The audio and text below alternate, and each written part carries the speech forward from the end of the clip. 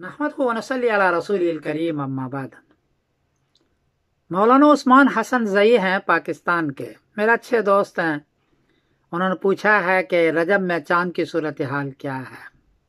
जवाबन अर्ज है कि 1 फरवरी बरोज़ मंगल को इंडिया में चांद की ऊंचाई है 2 डिग्री, बर्मा में चांद की ऊंचाई है 1 डिग्री, बांग्लादेश में चांद की ऊंचाई है 1 डिग्री, कराची में चांद की ऊंचाई है 2 डिग्री और पेशावर में चांद की ऊंचाई 0 डिग्री है। चांद नजर नहीं आएगा। 1 फरवरी को 2 फरवरी बरोज़ बुध को इंडिया में चांद की ऊंचाई है 15 डिग्री, बर्मा में चांद की ऊंचाई है 15 डिग्री, बांग्लादेश में चांद की ऊंचाई है 14 डिग्री, कराची में चांद की ऊंचाई है 15 डिग्री और पेशावर में चांद की ऊंचाई है 13 डिग्री। 9 डिग्री ऊंचा हो तो मुश्किल से चांद नजर आता है, 10 डिग्री हो तो रुयत आमा होती है।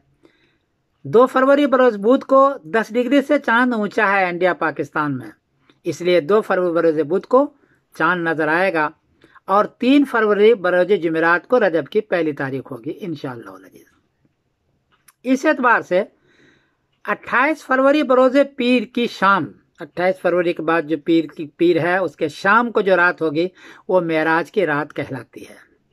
कुछ हज़रात ने कहा कि इस रात में नहीं है, किसी और रात में है, लेकिन कुछ लोगों ने कहा कि 27 रजब को मेराज की रात है, तो 28 फरवरी बरोज़ पीर की शाम को मेराज की रात होगी और 1 मार्च बरोज़ मंगल को 27 रजब है।